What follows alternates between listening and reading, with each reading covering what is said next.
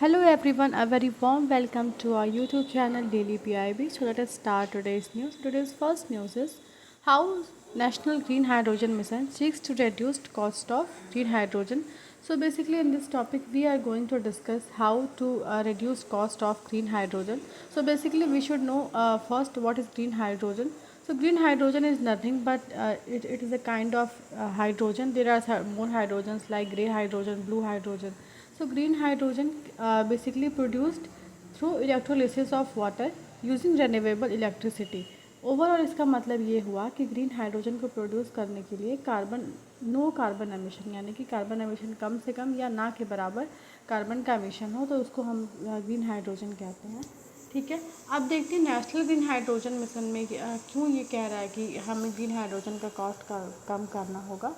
तो बेसिकली जो green hydrogen को प्रोड्यूस करने के लिए कॉस्ट किसका आता है, तो ये आपका सबसे पहले आपका इलेक्ट्रोलाइजर्स जो होते हैं जिससे इलेक्ट्रिसिटी प्रोड्यूस की जाती है वो उसका कॉस्ट आता है लगभग, और जो आप रिन्यूएबल एनर्जी दे रहे हो उसका। ये दो कंपोनेंट्स हैं ग्रीन हाइड्रोजन प्रोडक्शन कॉस्ट के लिए। इसके अलावा cost of capital supply and treatment of water storage and distribution conversion of hydrogen to suitable derivatives and enabling infrastructure would also contribute to the final delivered cost of green hydrogen for any particular application. Okay.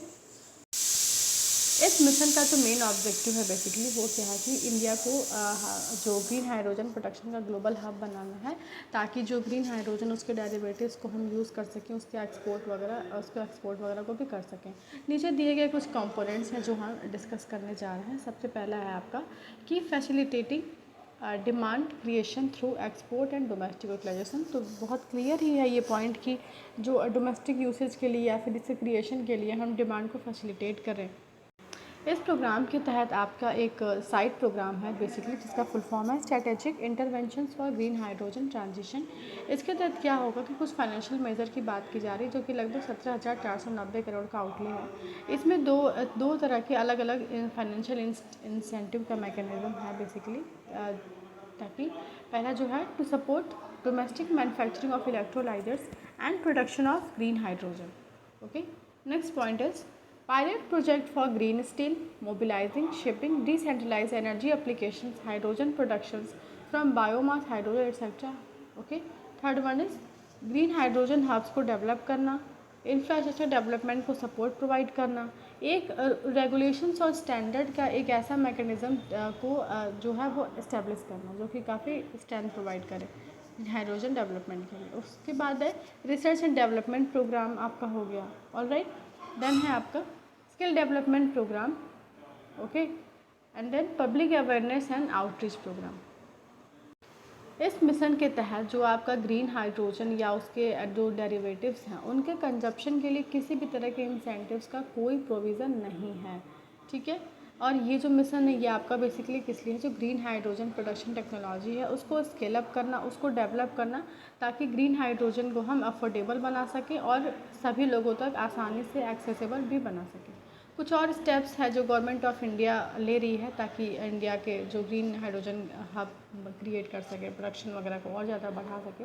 तो दो points हैं इसमें। अब पहला point ये दिया है कि waiver of inter state transmission charges has been granted for the period of 25 years, okay, to the producers of green hydrogen and green ammonia for the project commissioned before 31st of December 2030. All right, next is electricity जो जून 2022 में launch किया हुआ एक programme है, जैसे इसका नाम है programme promoting renewable energy through green energy open access rules 2022। इसमें क्या है बेसिकली कि ये आपके जो ग्रीन रिन्यूएबल एनर्जी हो गया आपका फैसिलिटेटिंग उनको सप्लाई वगैरह उनको फैसिलिटेट करना through open access for green hydrogen production. Green hydrogen production के लिए रिन्यूएबल एनर्जी की सप्लाई करना, ये था इसके अंदर। ओके, नेक्स्ट हमारा न्यूज़ जो है वो है policy for farmers and fisherman based cooperative societies. देखिए हमारे कंट्री में जो कोऑपरेटिव मूवमेंट है उसको स्ट्रेंथ प्रोवाइड करने के लिए ग्रास रूट लेवल पे जो उसकी रीच है ना, जो उसकी पहुंच है उसको और गहरा करने के लिए, उस कोऑपरेटिव सोसाइटीज़ को स्ट्रेंथ करने के लिए बेसिकली गवर्नमेंट की ये पॉलिसी आई है। इसमें क्या है, ये किसको किसको इंक्लूड करेगा, ये है आपका बेसिकली जो आपके फार्मर्स हो गए, फिशरमैन हो गए, जो इन ये इनके लिए जो कोऑपरेटिव सोसाइटीज़ हैं उसको बेसिकली ये कन्वर्ट ट्रांसफॉर्म करना चाह रहे हैं to be more successful and vibrant economic entities के थ्रू। इसको इसी के लिए मिनिस्ट्री ऑफ कॉपरेशन जो है वो कुछ इनिशिएटिव्स लेके आई है, जिसमें आपका पहला मेंशन है model bye laws for PACs, यानी कि प्राइमरी एग्रीकल्चरल कोऑपरेटिव सोसाइटीज़। तो ये क्या करेगी, multipurpose multi dimensional and transport entities के लिए ये सारे जो आपके प्रिपेयर और सर्कुलेट की जाएगी सारी स्टेट और यूटीज़ में, ताकि वो अडॉप्ट कर सकें अपने अपने स्टेट कोऑपरेटिव एक्ट के हिसाब से। ठीक है, it will undertake more than 25 business activities. Okay, and ये जो मॉडल बाई लॉज हैं इसको अभी तक 30 सिटीज़ ने अडॉप्ट करा हुआ है। नेक्स्ट है strengthening of PACs through computerisation, यानी कि ऑन बोर्ड जो 63,000 PACs हैं जो फॉरेस्टर सॉफ्टवेयर वगैरह है, उस पर लगभग 2,516 करोड़ का जो आउटले है उसके साथ इसको कंप्यूटराइज करने की बात की जा रही है, जो PACs वगैरह। उसके बाद है new multipurpose PACs dairy fishery cooperatives in uncovered panchayat. इसमें आपका जो है लगभग 2 लाख के आसपास कुछ मल्टीपर्पज़ PACs को बनाने की डिमांड रखी गई है, जो कि आपका primary dairy fisheries cooperative societies वगैरह से रिलेटेड हैं। ठीक है, इसमें कुछ बोर्ड्स वगैरह हैं, आपका नेशनल फिशरी डेवलपमेंट बोर्ड है, आपका NPDD है, national programme for dairy development है, dairy processing and infrastructure development fund है, DIDF, प्रधानमंत्री मत्स्य संपदा योजना, ये सारे कुछ प्रोग्राम्स हैं जो उसके साथ इनकॉर्पोरेटेड है। ठीक है, नेक्स्ट पॉइंट है आपका world's largest decentralised grain storage plan in cooperative sector to ensure food security की बात की जा रही है बेसिकली। ठीक है, आप इस PDF को और डिटेल में देख सकते हैं, ये आपका GS 3 के लिए काफ़ी इंपॉर्टेंट है। ये वाला जो आपका पॉइंट है GS पेपर क्लास मीन्स के लिए काफ़ी रेलिवेंट पॉइंट है ये। उसके बाद जो है PACs as common service centres for better access to e services के लिए भी एक बेटर एक्सेस माना गया है, ताकि लोग अपने जो मोर देन 18,000 जो PACs हैं वो CSCs के थ्रू अपने अपने वाइबिलिटी को इम्प्रूव कर रहे हैं, ई सर्विसेज को प्रोवाइड कर रहे हैं। ठीक है, और जो रूरल एरिया में एम्प्लॉयमेंट वगैरह भी दे रहे हैं इसके साथ साथ। नेक्स्ट है formation of new farmer producer organisation by PACs। ये आपके FPOs जो आपके फार्मर प्रोड्यूसर ऑर्गेनाइजेशन है इसको डेवलप करा गया है, इसकी बात की गई है। उसके बाद है PACs given priority for retail petrol diesel जो आउटलेट्स हैं उनकी बात की जा रही है, ताकि जो आपका एग्जिस्टिंग PACs है, PACs की प्राइमरी एग्रीकल्चर कोऑपरेटिव सोसाइटीज़ है, ये बेसिकली जो आपका होलसेल पेट्रोल पंप लाइसेंस है, ये जो इसको परमिट करने के साथ साथ इसको रिटेल आउटलेट में कन्वर्ट किया जाएगा। ओके, नेक्स्ट पॉइंट है PACs eligible for LPG distribution for diversifying in activities.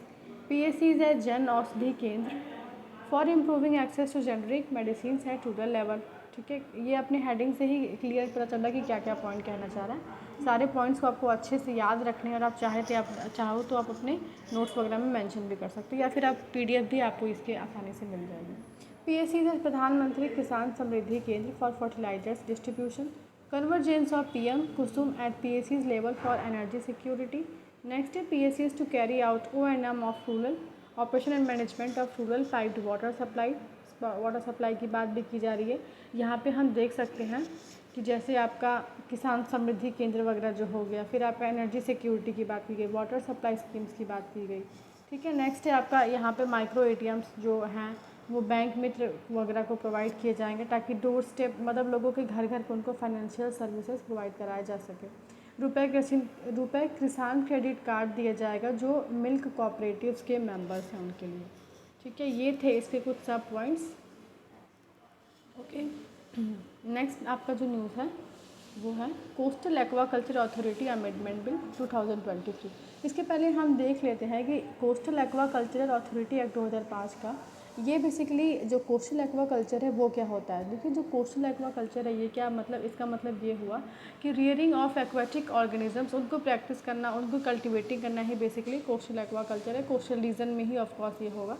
ठीक है, जिसमें कि आपका फ़िश आ जाएगी, शेलफिश और एक्वेटिक प्लांट्स हो जाएंगे जो मैरीन या ब्रैकिश वाटर में एग्जिस्ट करते हैं, पाए जाते हैं। ठीक है, जो जैसे कि आपका जो कोस्ट लाइन्स जो है वहाँ पे, या फिर जो आपका एस्चुरीज़ है वहाँ पे। ठीक है, ये जो एक्ट है ये एक स्पेशल ऑर्गेनाइजेशन क्रिएट करने की बात की गई है इस एक्ट के थ्रू, जिसको हम कोस्टल एक्वाकल्चर अथॉरिटी के नाम से जानेंगे, जो कि एक्टिविटीज़ को कंट्रोल और मैनेज करेगा related to raising seafood in areas near the coast. Okay, इस एक्ट के हिसाब से ये जो एक्ट है आपका वो ये इंश्योर करता है कि जो गवर्नमेंट की ये ड्यूटी है कि वो प्रॉपर सूटेबल एक्शंस लें और ये इंश्योर करें कि कोस्टल एक्वाकल्चर को एनवायरनमेंट फ्रेंडली मैनर में रखा गया है, मतलब एनवायरनमेंट फ्रेंडली मैनर से ही कोस्टल एक्वाकल्चर कर रहे हैं। ठीक है, आज से कुछ मेजर प्रोविजंस देखते हैं जो इस बिल में है। सबसे पहला है आपका expanding the scope of coastal aquaculture activities. जो कोस्टल एक्वाकल्चर एक्टिविटीज़ है उसको एक्सपेंड करना। देखिए लिखा है broaden definition of coastal aquaculture. जो इसके कोस्टल एक्वाकल्चर की जो डेफिनेशन है उसको और ब्रॉड वे में करना, ताकि इस एक्ट के तहत जो भी एक्टिविटीज़ हैं इस एक्ट में जो अंदर जो आते हैं उसमें और कोस्टल एक्वाकल्चर के बीच में जितने भी हिंड्रेंसेस हैं, जितनी भी एम्बिग्विटीज़ हैं, बेसिकली उनको रिमूव करना। इसके बाद कह रहा है इंक्लूजन ऑफ एमर्जिंग एक्वाकल्चरल प्रैक्टिसेस। जो आपके जो अमेंडमेंट्स ये जो हैं वो बेसिकली एक्वाकल्चर को एनवायरनमेंट फ्रेंडली तरीके से करने की बात की जा रही है। Beyond shrimp farming. Shrimp farming आपको पता है, श्रिम्प यानी कि झींगा वगैरह, ठीक है, जो ह्यूमन कंजप्शन के लिए अगर उसको हम प्रोड्यूस करते हैं उसको बोलते हैं श्रिम्प फार्मिंग। ठीक है, नेक्स्ट है इनकॉर्पोरेटिंग मेथड्स। कुछ मेथड्स को इनकॉर्पोरेट करने के लिए, जैसे कि cage culture, seaweed culture, marine ornamental fish culture और भी और अन्य। ठीक है, नेक्स्ट है fishing aquaculture units with no development zone. जो एरिया नो डेवलपमेंट जोन में आते हैं वहाँ पे भी इसको डेवलप करने की बात की जा रही है, जैसे कि जो आपके हाई टाइड लाइन है, ठीक है, उसके 200 मीटर के एरिया के रेंज में इन सबको डेवलप करने की बात की जा रही है। किन सबको? जैसे आपका हैचरीज हो गया, ब्रूड स्टॉक मल्टीप्लिकेशन सेंटर्स को बीएमसी बोलते हैं, वो हो गया। न्यूक्लियस ब्रीडिंग सेंटर्स हो गया, इनको हाई टाइड लाइन के 200 मीटर के रेंज में डेवलप करने की बात की जा रही है। ठीक है, इसके अलावा ये जो अमेंडमेंट है ये आपके जो पहले जो आप 2005 में जो बिल लेके आए थे उसमें जो कमियां रह गई थी, जो अनसर्टेनिटीज़ जो आपकी रह गई थी, उनको एड्रेस करने की बात की जा रही है। जो आपके सेक्शन 13(8) के सब क्लॉज में लिखा हुआ है कि उनको इंटरप्रेट करके एक्वाकल्चर को बेसिकली उसके रेगुलेशंस को फॉलो करना, और जो उसमें जो एक्ट वगैरह दिए गए थे उसको भी अगेन रिवाइज करना, उसकी बात की गई है। नेक्स्ट है simplifying regulatory process of encouraging ease of doing business, that is through modification of registration. Alright, इसमें क्या किया जाएगा कि अमेंडमेंट को रिप्लेस किया जाएगा, जो कि जिसमें बहुत स्ट्रिजेंट प्रोविजंस थे इम्प्रिजनमेंट और सिविल पेनल्टीज़ को लेके, उसमें शिफ्ट करने की बात की जा रही है। और ये शिफ्ट जो होगी toward civil instruments with modern regulatory practices. Okay, next point is operational flexibility. इसका मतलब ये हुआ कि ये अमेंडमेंट कुछ ऐसे जो प्रोविजंस हैं उनको इंट्रोड्यूस करेगा जो आपके सर्टिफिकेट जो देते रजिस्ट्रेशन के टाइम उसमें कुछ मॉडिफाई करने की बात की जा रही है, अगर जो आपकी ऑनरशिप या एक्टिविटी साइज़ में कुछ चेंजेस आते हैं तो। ठीक है, उसके बाद है environmental production and compliance standard for emission and effluents. This amendment empower the coastal aquaculture authority to establish standard for emission or discharge of effluents from aquaculture units, holding owners accountable for adhering to these standards। जो account honour है उसको उसी को जो है जिम्मेदार माना जाएगा अगर कोई स्टैंडर्ड वगैरह को वायलेट करते या स्टैंडर्ड वगैरह में फिट आता है या नहीं आता है। ठीक है, उसके बाद एक पॉल्यूटर पेज प्रिंसिपल। जो अमेंडमेंट ये है उसमें इसमें पॉल्यूटर पेज प्रिंसिपल की बात की कही गई है, जो मैंडेट करता है एक्वाकल्चरल यूनिट ऑनर्स को to bear the cost of any environment related damage और demolition accessed by the authority. जो भी डैमेज होगा वो ही is the only owner is the only person responsible for that. Next, a prohibition in ecologically sensitive areas. This amendment prohibit coastal aquaculture activities in ecologically sensitive areas or areas with significant geomorphological features, enhancing protection for vulnerable ecosystem. All right. इसमें disease prevention और sustainable practices की बात की गई है कि antibiotic free aquaculture को promote करने को कहा गया है। जो एंटीबायोटिक और फार्मासिकोलॉजिकली मतलब फार्मा वेस्ट जो एक्टिविटी सब्सटेंस है उसको रोकने की, उसको कंट्रोल करने की बात की गई है। और इससे क्या होगा कि जो एक्वेटिक इकोसिस्टम का जो हेल्थ होगा उसको ज़्यादा प्रायोरिटाइज़ दिया जाएगा through environmentally conscious practices. Okay, तो आज के लिए बस इतनी ही न्यूज़ थी। आज के लिए ये PDF जो है, आपको ये PDF हमारे टेलीग्राम ग्रुप पे फ्री ऑफ कॉस्ट अवेलेबल होगा। उसकी लिंक आपको डिस्क्रिप्शन में भी मिल जाएगी, या फिर आप @PIB Daily करके सर्च करते हो तो वहाँ भी आपको मिल जाएगा। So if you like this video, please like, share and subscribe. Thank you and जय हिंद।